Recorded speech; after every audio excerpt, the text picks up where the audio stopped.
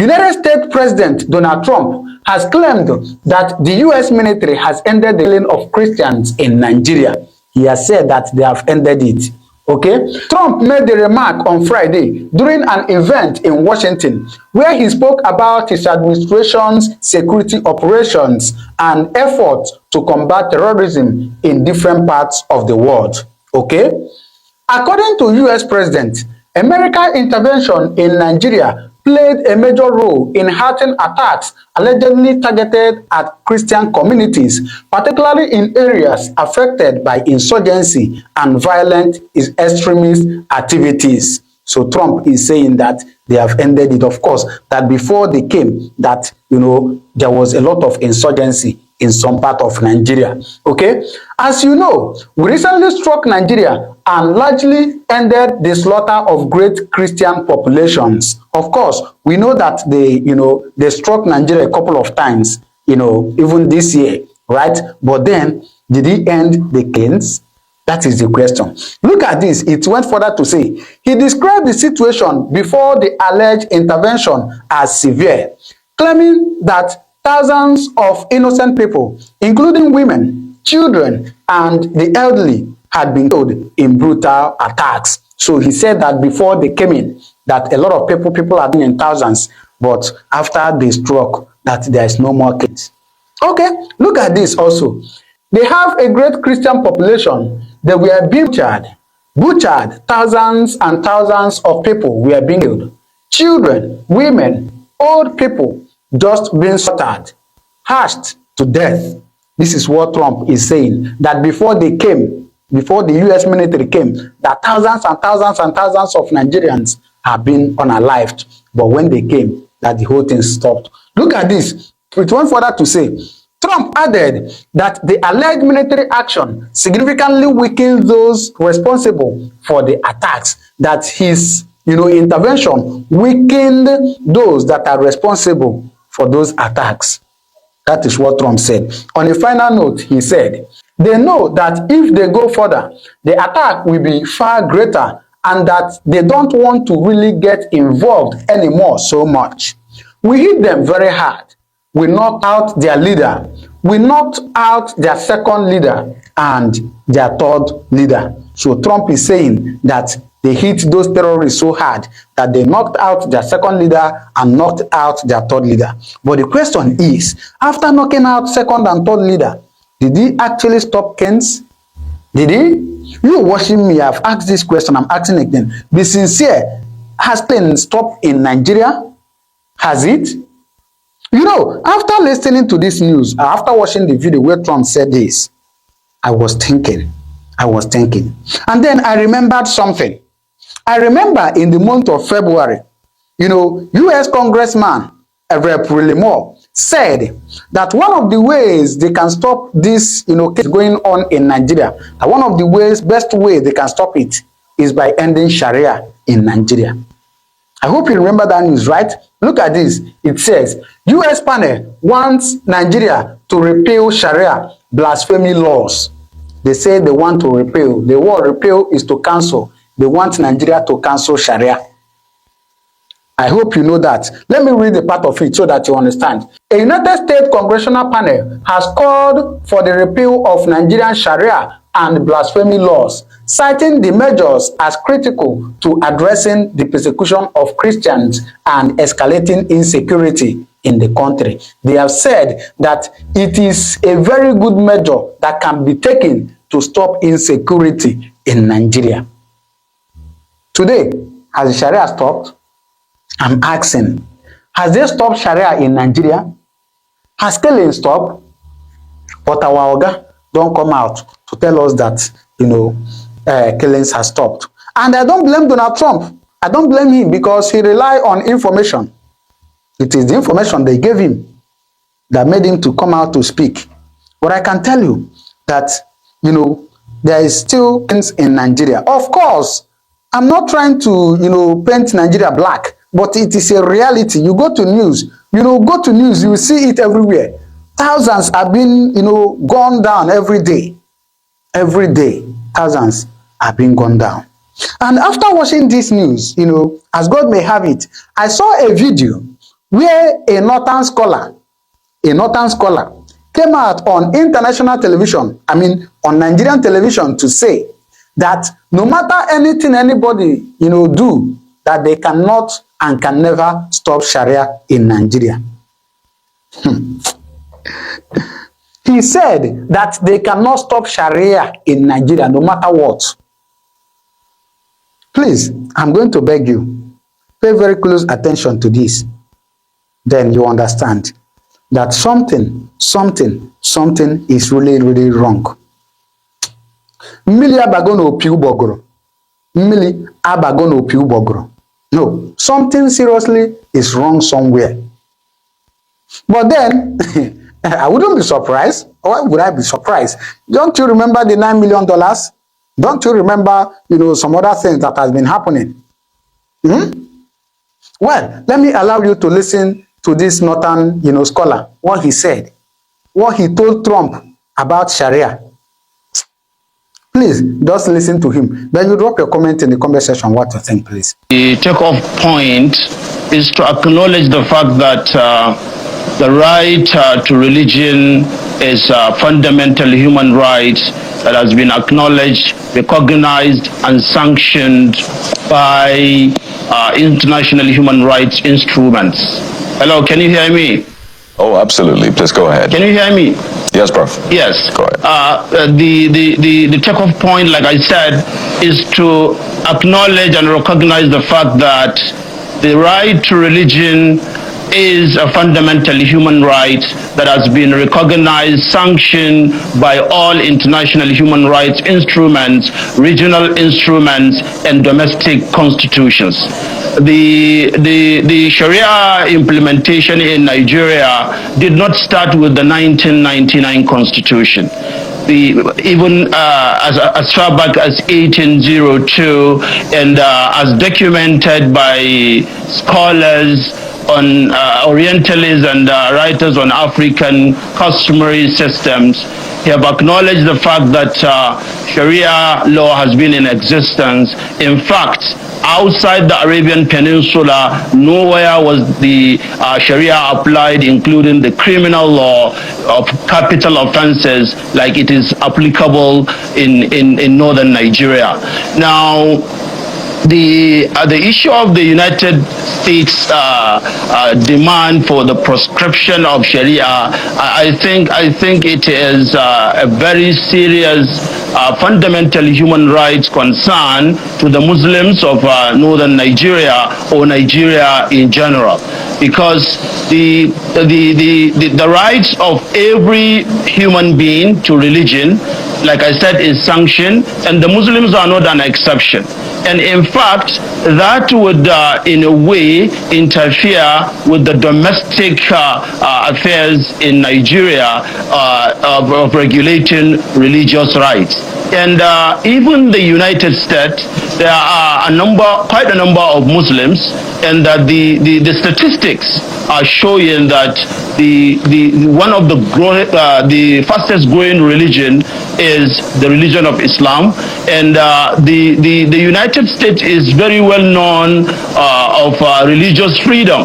So it is surprising that the United States will be demanding that people who have a belief, people who have a constitutional and fundamental human rights to be guided and to be regulated by their religious laws would have far away United States coming to dictate that people would have to jettison their constitutional rights, their fundamental human rights to religion. I think that demand would never be practicable. As far as the Muslims are alive, as far as Nigerian Muslims are alive, the issue of their right to religion is non-negotiable and cannot be taken away by any system. For even the colonial masters, when they came, they tried hard to take away the Sharia, but they could not do that. So I think it is, in a way, I may say, laughable that the United States would think that the Muslims would drop their religious right over and above the demand of the United States. All right, Prof, let's look at it two ways. Section 10 talks about the fact that the country is not, is a secular state by essence. So no states, the federation cannot adopt a religion. I want you to speak to that, whether this is not a contradiction. I know that section 275 up to section 279 talks about the Sharia court and all of that. So I want you to help us understand whether it's not a contradiction that in one breath the Constitution says no state or the federation shall adopt any state religion, yet we're seeing Sharia in our Constitution. That's one question. The second question has to do with the latitude of the Sharia law itself. Now, the argument is, let's use an example, the Deborah case in Sokoto. What was the issue? They were in a WhatsApp group, and then she made some statement that persons within the Muslim community were not comfortable with, and they considered it blasphemy, and she was killed. And the case was an embarrassment, literally, because of how it was prosecuted. I think that case was left off because of lack of diligent prosecution, because of what was even filed in the first place. People expected murder and all those kind of charges to be filed, but all kinds of things were filed, and it was a bit of an embarrassment. So the second question is the latitude. Should Sharia law have applied to somebody like Deborah, who is not a Muslim? Well, I cannot hear you. Should I repeat the question? I lost. You repeat the question because I didn't get the last part. The first question was Section 10. Talks about the federation or any state will not adopt. That is well taken. Okay. Yes. The second one was the latitude of the implementation of the Sharia law itself. And I gave an example of Deborah that was killed because of blasphemy. She's a Christian. The Muslim guys in our WhatsApp group were not comfortable with what she said, and they considered it a blasphemy, and they killed her. We can talk about the court case another day. But what I'm saying, should Sharia law have applied to Deborah in this instance? Because the argument is, for some people, it's not the existence of Sharia law, it's the latitude of Sharia law beyond Muslims. Okay.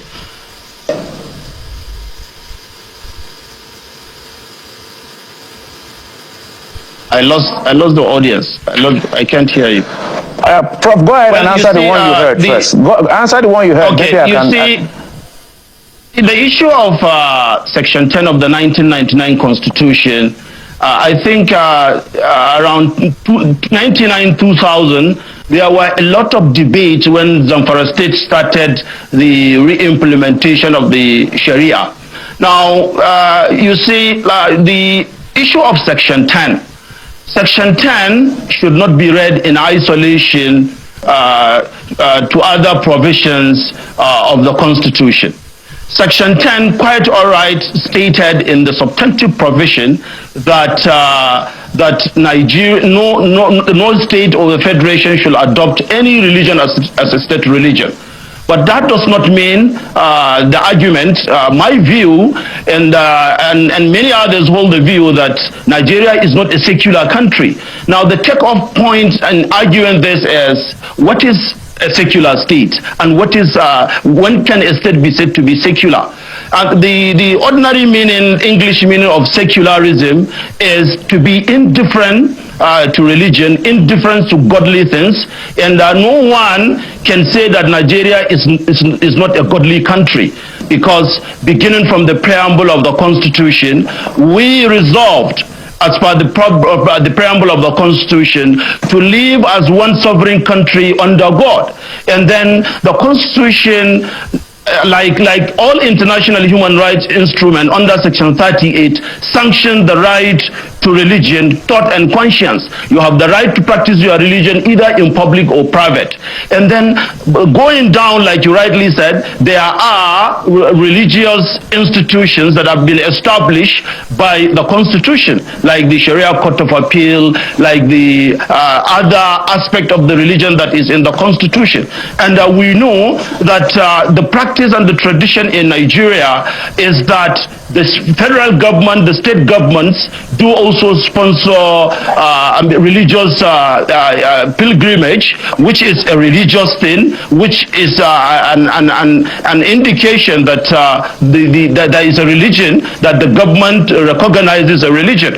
And then it is obvious and it is known that any political office holder is asked to swear by the scripture he believes when he is taken out of office and out of allegiance. We have religious holidays that have been observed in Nigeria, and a host of other things that really would tell you that those who argue that Nigeria is secular do not really understand the meaning of being secular. For to be secular is to be unreligious, is to have no business with God or any religious affair. And no one can tell me that Nigeria and Nigerians are secular people who have no business with religion. And there are so many other, even the common law as we apply it is also not a secular law. It is a religious law because it traces its origin from a religion. The authorities are clear. In the United Kingdom, in 1962, in the appeal cases, there is a Bowman against secular state, where the origin and the connection of the common law, which is largely applicable law in Nigeria based on our common law orientation, is also a religious law. So my argument and my take from the prescriptions and the provisions in the Constitution, it is wrong to call Nigeria a secular state just by looking at the marginal note of Section 10. You know, the content, the substantive provision are that no state or federal government should today wake up and say that the only applicable law is, for example, Sharia law or a Christian law. No state or federal government can do that. That is the intendment of Section 10 of the 1999 Constitution. The marginal note that said secular, I think does not, because throughout the reading of the 1999 Constitution, you would never find anywhere where Nigeria is called or declared to be a secular state. And for you to call a country a secular country, there must be a particular declaration in the Constitution to say that this is a secular country. And for countries that have declared to be Islamic states, it is obvious you find provisions in their own constitution that clearly declare the state to be an Islamic state or a Sharia state. So the implementation of Sharia in Nigeria is not in any way an unconstitutional act. Yes. Yes. Your debate about the secularist outlook of Nigeria, could be challenged if we looked at the context to which secularism means now, not subject to or bound by religious rule.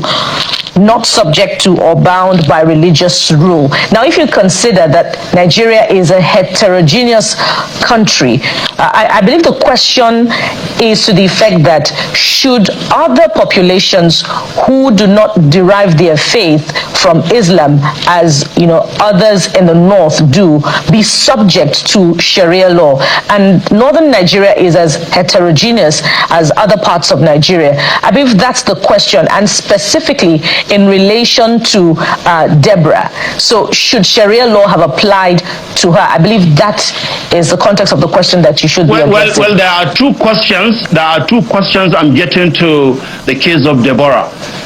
The first question is whether, in the light of Section 10, Sharia implementing states are violating the secular nature of Nigeria. That is the first premise, and that was the first question.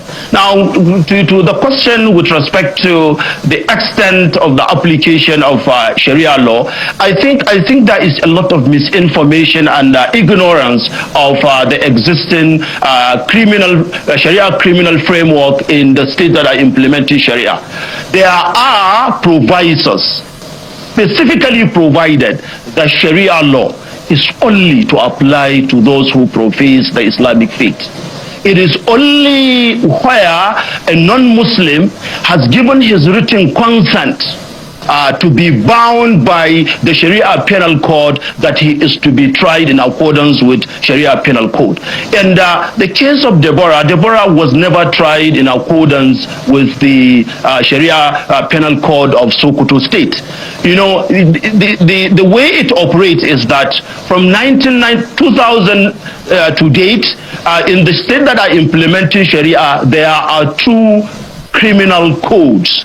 There is the penal code laws of northern Nigeria, which has been domesticated by the states, and that applies to those who are not Muslims. And then there is the Sharia penal code that applies only to the Muslims who profess the Islamic faith. No state, in the light of the provisions of Section 38 of the Constitution, is or can subject a non-Muslim to the application and the dictates of the Sharia penal code. So there is a lot of misinformation about how the Sharia codes are applicable in northern Nigeria. You can check the Sharia penal codes did not in Zamfara State, in Kano State, and the other states that are implementing Sharia did not mandate and make the Sharia codes applicable to all that are resident in the states. So it is wrong for anyone to say that the Sharia penal codes, the Sharia laws are applicable to non-Muslims. And in specific reply to the issue of Deborah, I think the Northern Nigerian Penal Code proscribes and punishes blasphemy. And blasphemy, even under the penal code laws of northern Nigeria, and not to talk of even the Sharia penal code, it is a law that is not to be applied by any Tom and Harry, but it has to be in accordance with criminal trials. The Sharia does not allow jungle justice. Sharia does not condone people taking laws into their hands. And I have examples to give. In the nearby state of Kebbi State, sometimes in 2000, I've forgotten the date, but the law report is there. The case of Inshallah against the state. This is even a Muslim that blasphemed our noble prophet, and then he was extrajudicially killed by some Muslims. They were tried, they were convicted, they appealed up to the Supreme Court, and the Supreme Court confirmed their conviction and sentence to death for killing the person that they claim blasphemed. So, Prof, so we should understand that indeed. Deborah was never tried in accordance with Sharia code, and Sharia in northern Nigeria is not applicable on all, but only those who profess the Islamic faith and who are not Muslims or have submitted their voluntary written consent. All right, Prof. So maybe we'll allow you grab some water, but as we wind down, what you're saying in essence is that the Sharia law actually makes provisions for people who commit murder, and in the case of those who killed Deborah, Sharia law prescribes that they should be killed as well. Is that what you're saying? Yes, if they are, I've given you an example. The case of Inshallah and State, the case of Inshallah and State is even a Muslim that blasphemed the noble prophet. I understand. So I'm saying for those who killed Deborah, they should also be killed under Sharia law, right? Yes, if they are tried and found guilty, the law would take its course. Do you think they should be tried? Inshallah and State. Prof, do you think they should be tried?